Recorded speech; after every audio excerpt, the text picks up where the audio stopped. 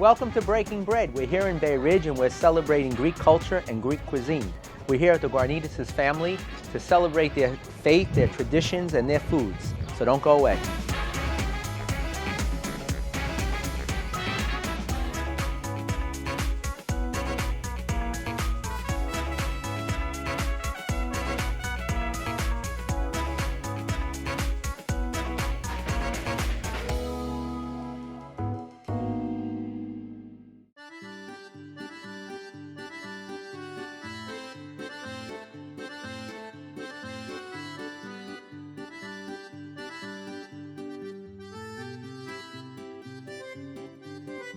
Did you make this rotisserie? Yeah.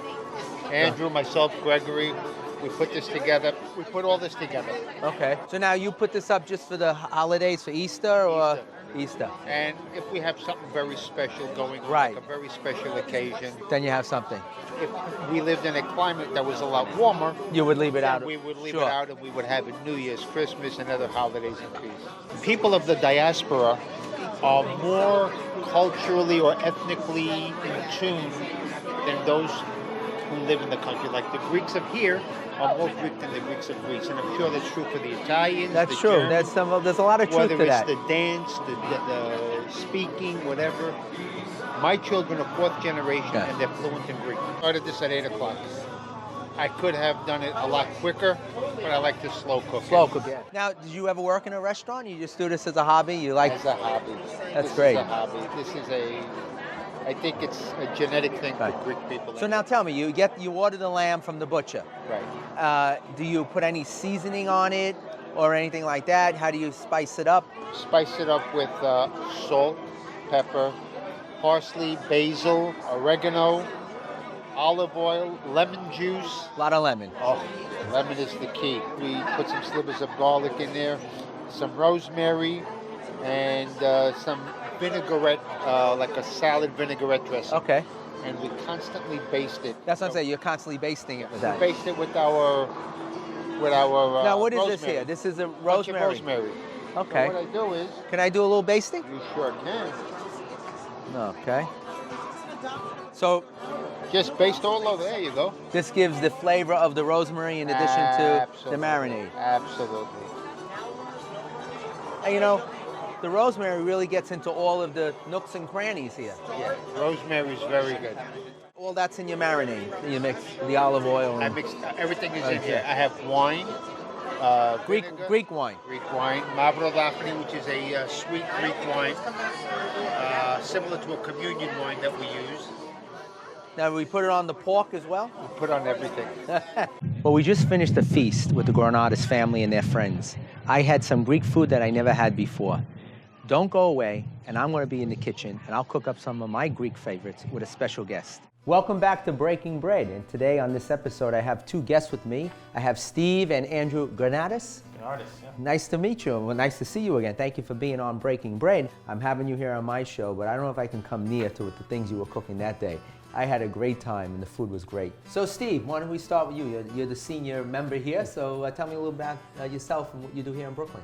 I am a dentist, practice here in Bay Ridge, Brooklyn, live in Brooklyn, spent most of my life here in Brooklyn, and I enjoy cooking, and I enjoy being part of the Brooklyn community. So you weren't born in Greece? I was not born in Greece. Okay. I was born in the U.S. Greece, which is Astoria, New York. Yes, and that's where I come from. I was born there. My brother still lives there. I grew up there. I grew up on Souvlaki and Gyro since I was 7 years old. I also live here. I live here in Bay Ridge. I'm an attorney. I work at the Borough President's Office for Brooklyn. I'm the Borough President's General Counsel. Oh, great. Lifelong Bay Ridge resident, and also a cooking fanatic. So I'm really excited to have a chance to sit here and make a meal together. I know. I tasted some of your cooking. It was great. I know good, yeah. Your dad taught you well. Everything I know. We have a lot of connections because I grew up in Astoria, and my first assignment was in Bay Ridge. Right. And I know the borough president very well.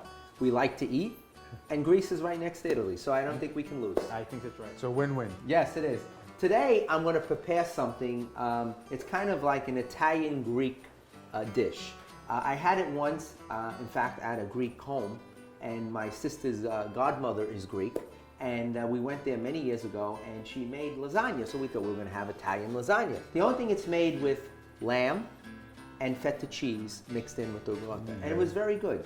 So I have all my ingredients here. I'm going to get started on this, and then we'll talk a little bit about yourselves and what you do. We start here, we put a little olive oil. Of course, you use olive oil in Greece and in Greek cooking. And of course, the best olive oil in the world comes from Italy. Greece, Italy, Greece. No comment. No comment. And we throw here some prosciutto. I just diced it up. I just sauteed out a little bit here. Throw in some onions. We're going to saute that a little bit. I don't want to throw in the garlic right away because the garlic has a tendency to burn right away. We're going to saute this a little bit. And then I'm going to throw in the ground up lamb. And then some spices. We'll mix it and put it all together. So tell me, when did you start cooking? You know, I've always been interested in it, but I think it was during law school. I found cooking to be kind of a therapeutic stress reliever. You know, you're sitting in a library all day long studying and reading and studying and reading, and you just need a release and a break. And why not spend an hour and cook a nice meal and really enjoy it and get into it. So you grew up in a house, Greek household where we were cooking all the time and eating homemade food all the time. Right. So it was really a chance for me to connect with that past in a way. That's great. That's really good. So Steve, you're a dentist? I'm a dentist, but being Greek, I think cooking is in our genes. Yes. And you go to any Greek restaurant or any diner, I will bet anything that it's Greek owned. Yes, that's true. It's a genetic thing for us. So my kids just learned from watching us, my wife and I always cooking, big family celebrations, and it's something we enjoy doing. It's We a have the cultural thing. same, you know, Italians and Greeks are so close. We have the same values, the same family traditions. Everything is the table and food and hospitality. Absolutely. You know, I had the opportunity of visiting Greece twice, and it's just like being in Italy. I mean, the hospitality, the food, you know, the values, you know, the traditions, you know, the faith about, you know, church is so important to us, and it's all, you know, comes together around the table. And it's right. a wonderful tradition, and I feel so much at home. I had the opportunity of being in your home that Sunday, and I remember, you know, the pig being roasted in the backyard, and I remember the grilled lamb patties with feta cheese and spinach, and the sliders With and the tzatziki sauce on Yeah. top, the spanakopita Unbelievable. sliders, yeah. Why don't you tell us a little bit about some of those dishes? So you we prepared? made a full Greek feast. As you know, you were there. We had close to 100 people at our house, I couldn't believe it. which was a lot of people. Inside and out. And outside, everywhere. The driveway, garage, you name it, everywhere. So we made a full feast of Greek dishes. One of the dishes that we were talking about was our Greek sliders. It was chopped up lamb meat. I'm going to throw in this lamb now, ground up lamb. We're going to take a break now, and when we come back, we'll put this lasagna, this Greek-Italian lasagna dish together. Don't go away.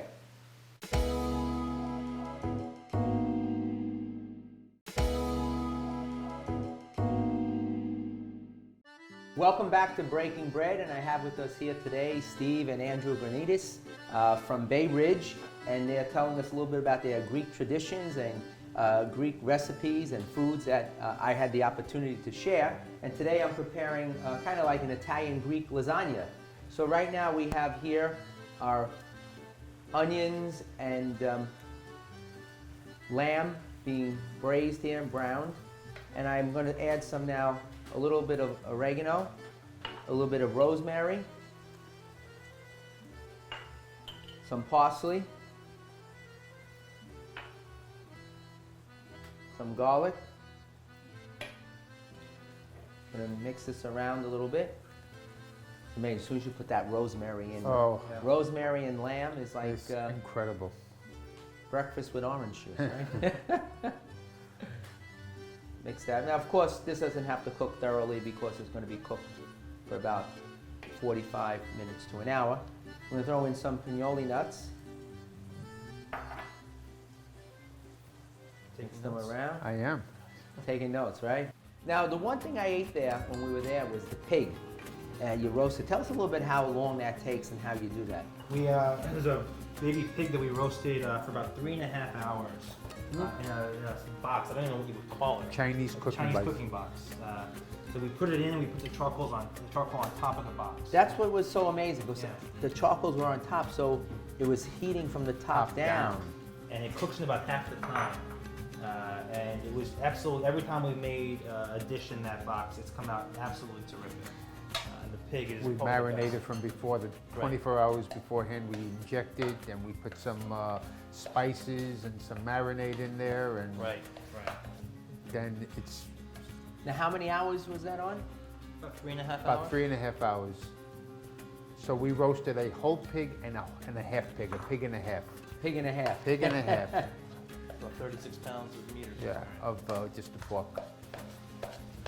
That's my favorite part of the feast, is the pig. 'Cause that's, as much as I love roasted lamb, that pig is just absolutely delicious. The skin was crispy and the meat was Oh. juicy. Now you can't get better than that. I had to leave before dessert, and you know I love Greek desserts with all that honey and the phyllo dough and the nuts all ground up. Just to tell you here, I mixed the ricotta, feta cheese, grated Parmesan cheese, and an egg. Guess that pepper there, please. Right. Okay, throw some pepper in here. Technology, right? Right. We don't have to turn the pepper mill anymore. Automatic. I'm going to turn this off now. The lamb mixture. Some pepper. There you go. Mix that around. You always throw an egg in to, you know, bind it together. Gives it a little flavor, but it's more to bind the ricotta and the cheese. Okay. I kept some Parmesan cheese to sprinkle on top.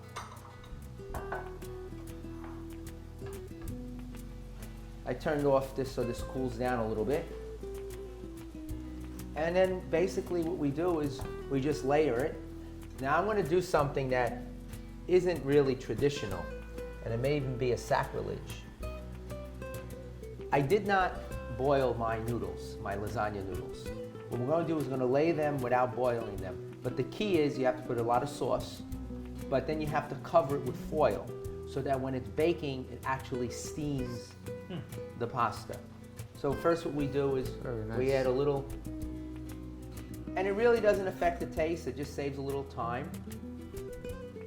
Put a little sauce on the bottom. This is just a regular marinara sauce with some basil, because we have all the lamb meat in there.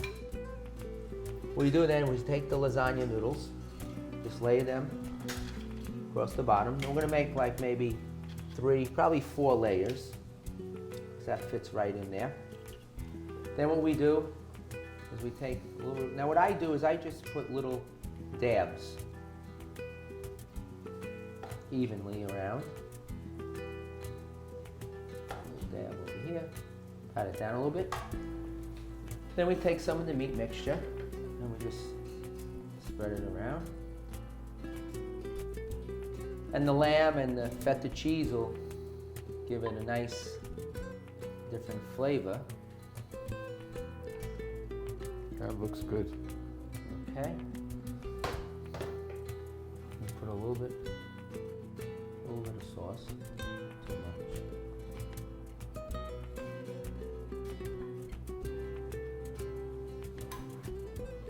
You don't want to make it too soupy, but you want to just enough. And when you put the lasagna down, overlap it just a little bit so that when it cooks, it kind of sticks together. A little more sauce on top. Now the key with the sauce is you want to try to get all the edges covered so that they don't burn and crack. So you want to cover all of the edges over here.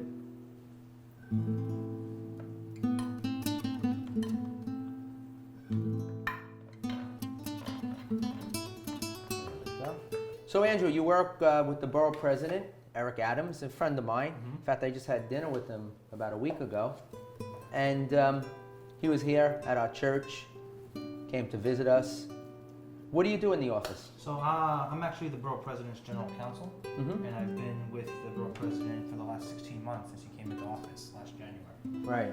He replaced Marty Markowitz. Replaced Marty Markowitz, the irreplaceable Marty Oh. Markowitz, but he replaced Marty Markowitz. And you know, my job basically is to not only be the borough president's attorney for his office, but to really be the attorney for the entire office. Personnel issues, compliance issues, legal issues, whatever legal issues that face the office basically come across my desk. So they keep you busy. They keep me pretty busy. But you know, working for Brooklyn is pretty nice. Being a local Brooklyn boy, you know, it's nice to be able to work for a place that means so much to you. I try to do some good for a place that means so much to you. Now, with all the new residents coming into Brooklyn, is your job, do you find your job a little bit more difficult? Because, you know, a lot of the new people coming in, they want to make sure that their rights are being served and not violated in any way, and, you know, they're entitled to this and that, and a lot of the traditions and events and things that have been going on for many years, a lot of times the new people coming into the neighborhood, they object to it, and, you know, but, you know, many of these things have been going on for many, many years, and, you know, some new people come in and they say, oh, we don't want this anymore, and, you know, this is violating our rights, and it's too noisy, and, you know, things like that. Do you find that? You know, I think there's always some natural tension there, but, you know, the story of Brooklyn is really a story of change. You look at the history of Brooklyn, there's always constant turnover and change in the borough, and the borough is so big, it's 2.6 million people, you're always going to have new people moving in. Honestly, if people just talk to each other and really get to know each other, get to know your neighbors, get to know your community, things like that don't become an issue. You know, you have old events that maybe newcomers start to enjoy because they understand why things are done a certain way. And once they have that understanding, then it becomes a renewed community tradition. So you have newcomers who have new ideas or new things that they can do for the neighbor that are also really beneficial. So as long as folks are talking to each other, that's really what the borough president tries to promote, is get people talking to each other. There's no need for tension when we're all living in the same greatest place on earth. You know, that's so true. I mean, communication and sitting down, dialogue, that really works. And then, unfortunately, there's not enough of that going on in the world. I think in many places in the world where there's, you know, a lot of fighting and disruption going on and war and killing, if people just sat down and tried to, you know, express their feelings, respected one another, I think this world would be a better place. There's no question about it.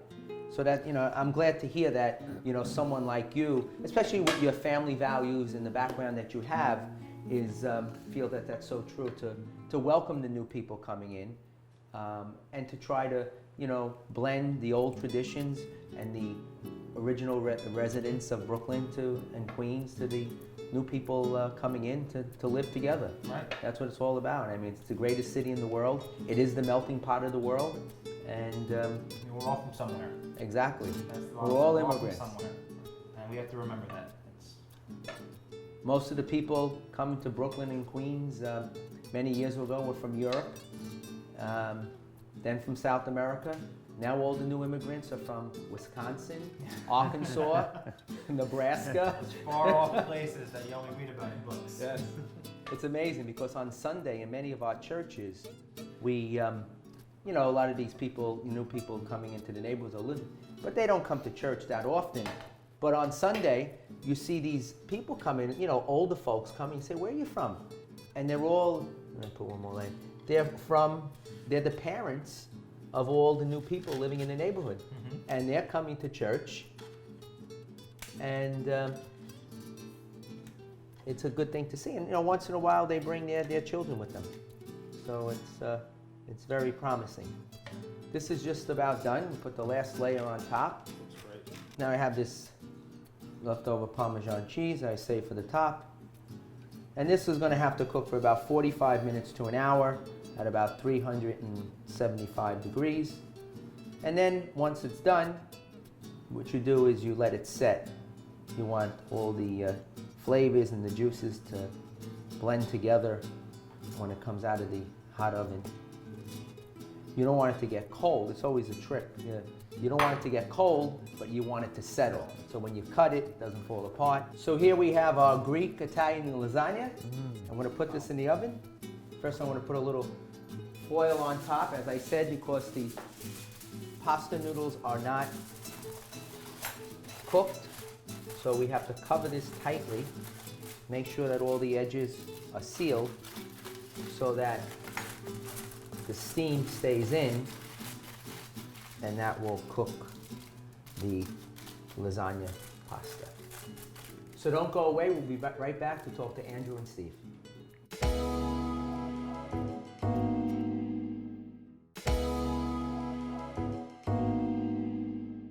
Welcome back to Breaking Bread, and I have Andrew and Steve here. And Steve, tell us a little bit about your involvement in church. I know I believe you belong to Holy Cross. I do. And when I was in St. Patrick's for a number of years, I did a number of weddings there. I was able to come in and give a blessing. A Catholic married a Greek Orthodox, and the priest was very hospitable in letting me in to give a blessing. It was a beautiful ceremony.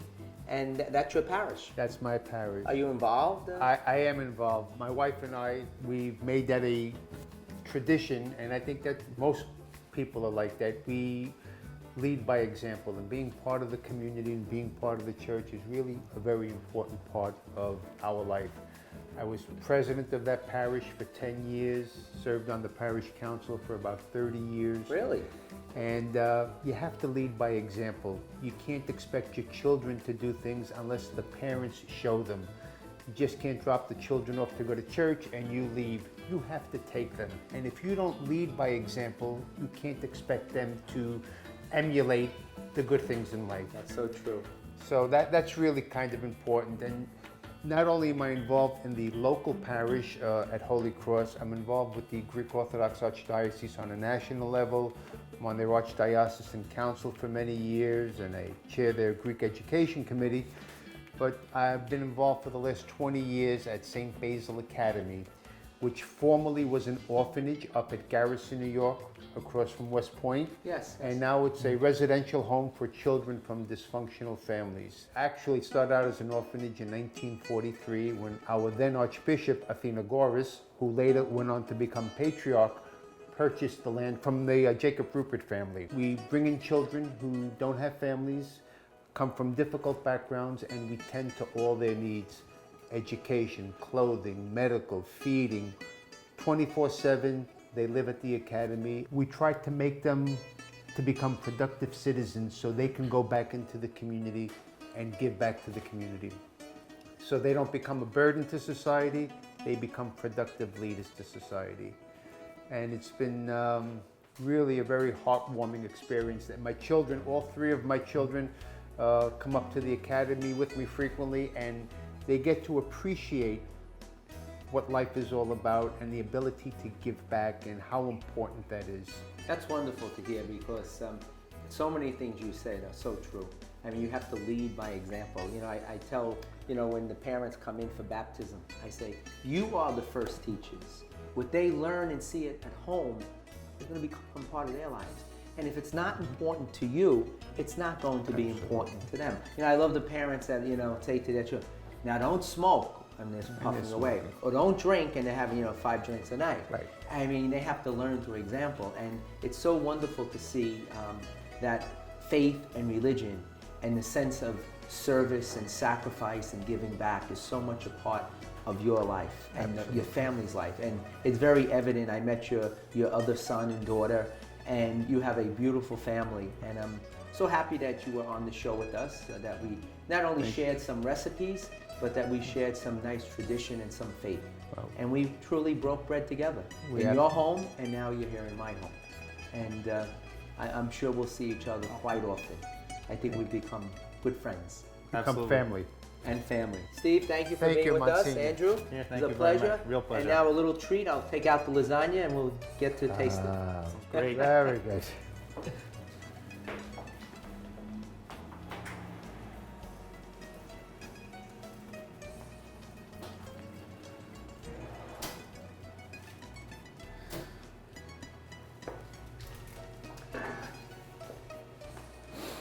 It smells good.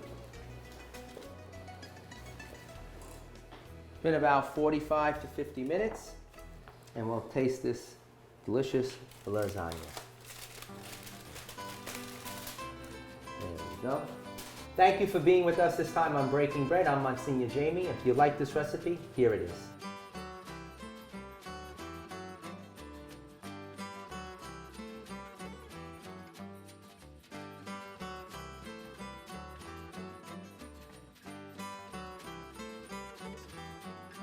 Thank you for being with us on Breaking Bread. Make sure you tune in next time as we prepare some great recipes. See you then. Thank you once again for joining us as we go into our neighborhoods to meet the members of our church family in Brooklyn and Queens, where they are, in their kitchens and around their tables. We hope we have taught you something today, not only about the dishes we have prepared, but also about the great people who make up our family of faith in our ethnically diverse city. The 3 F's of life are faith, family, and food. And there is no better way to experience them all than in our kitchens and around our dinner table at the end of each day. You just have to make the time to make it happen. This is Monsignor Jamie reminding you that together we can continue to build the church by devoting ourselves to community, prayer, the teaching of the apostles, and the breaking of the bread. May God bless you always.